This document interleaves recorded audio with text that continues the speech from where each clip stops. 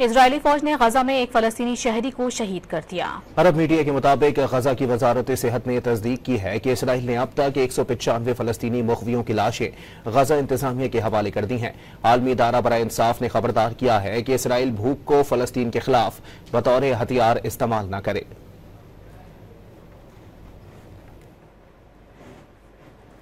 Israeli फौज ने गजा में एक फलस्तीनी शहरी को शहीद कर दिया। अरब मीडिया के मुताबिक गजा की वजारत सेहत ने तस्दीक की है कि इसराइल ने अब तक 195 फलस्तीनी मुखबियों की लाशें गजा इंतजामिया के हवाले कर दी हैं। आलमी इदारा बराए इंसाफ ने खबरदार किया है कि इसराइल भूख को फलस्तीन के खिलाफ बतौर हथियार इस्तेमाल न करे।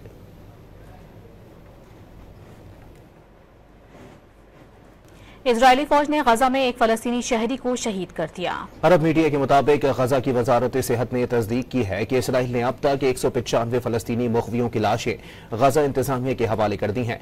आलमी इदारा बराए इंसाफ ने खबरदार किया है कि इसराइल भूख को फलस्तीन के खिलाफ बतौर हथियार इस्तेमाल न करे।